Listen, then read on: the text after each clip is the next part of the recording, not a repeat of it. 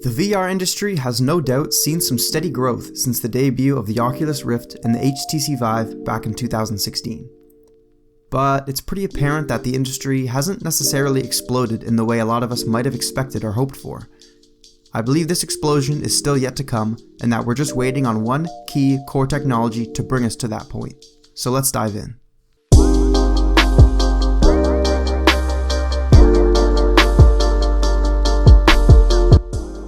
The technology that I'm referring to here is called Foveated rendering. Foveated rendering seeks to increase performance efficiency by using highly reliable and accurate eye tracking to decrease the rendering load in the user's periphery. To better understand this, take a look at this image. There are 12 dots within the picture, but you may notice you can only see about 3 or 4 dots at any given time depending on where your eyes are looking. The reason for this is because only a small area of your vision is actually highly detailed. This area is about 4 degrees across, and it's called the foveal area. Everything beyond this foveal area would be our less detailed peripheral vision, where our brains make some best estimates to fill in the blanks. This explains why you can't see all 12 dots on this image at the same time. Here's another example. As you move your eyes around this image, notice that the dots within your foveal area are much lighter than those that are in your peripheral area. To take advantage of this biological phenomenon, VR engineers are attempting to mount cameras in the headsets that point at your eye to determine where on the display you're actually looking on any given frame. Using this information, the system can then render each frame accordingly to save on processing power.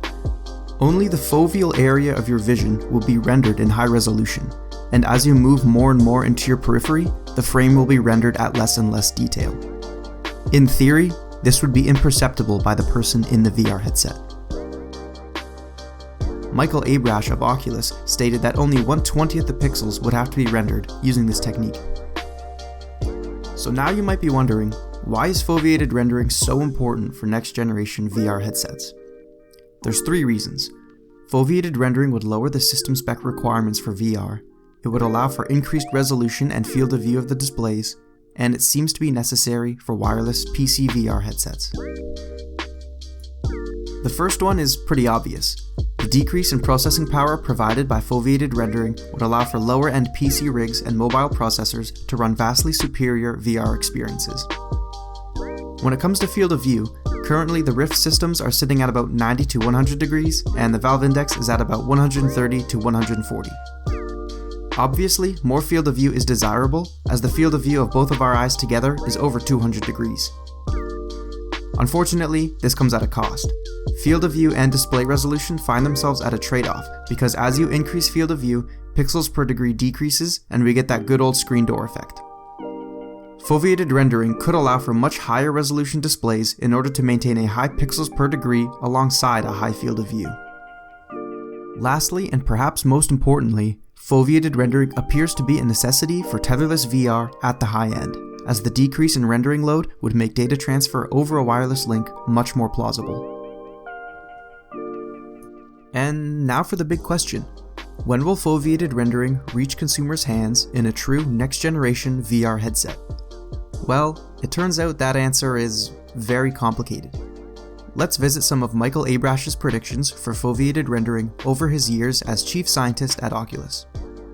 Here is Abrash's prediction at Oculus Connect 3 in 2016. So, there are certainly obstacles to overcome, but my prediction is that foveated rendering will be a core VR technology in 5 years. Here is Abrash's prediction at Oculus Connect 5 in 2018. There's still a lot of work to do here, but I'm comfortable sticking with a prediction of foveated rendering within 4 years. At the most recent Oculus Connect in 2019, Abrash didn't even mention foveated rendering. All he said was this. This year, rather than making yet another prediction, I'm going to invoke Hofstadter's law. It always takes longer than you expect, even when you take into account Hofstadter's law. The honest truth is, I don't know when you're going to be able to buy the magical headset I described last year. VR will continue to evolve nicely, but my full vision for next generation VR is going to take longer. How much longer? I don't know. Let's just say not anytime soon. So it seems the engineers over at Oculus are having a rather hard time getting this technology functioning as they'd like. John Carmack also mentioned their difficulties at OC6 as well. We still have not seen the slam dunk perfect foveated rendering demo of this is absolutely unnoticeable. Even on the PC, where you can throw lots more hardware and have less latency on it, you can still usually kind of see when you glance around. It's blurry for a little instant, and it's going to be worse on mobile because the processing is going to take longer. There's a longer GPU pipeline for the tiled renderers, and it's just going to be a little worse. So it's possible we could put in eye tracking systems, and it turns out not to be that huge of a win for foveated rendering, that you can't dial it down to the super precise focus and save lots of power elsewhere. So, what can we make of all this? Foveated rendering is being rigorously worked on by all in the industry, and I think it's only a matter of time before it sees the light of day.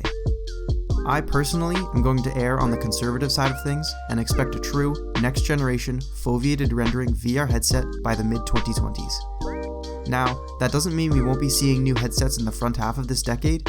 However, I believe these will continue to be more incremental upgrades rather than massive leaps in technology.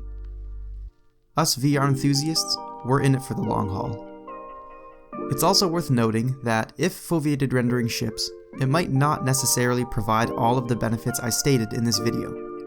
What I mean by that is, we could see a future where foveated rendering allows for a wireless headset with a wide field of view and high pixel density, but maybe it still needs a very high-end PC to run it. Again, everything relating to VR technology comes at a trade-off, and it's important to maintain realistic expectations.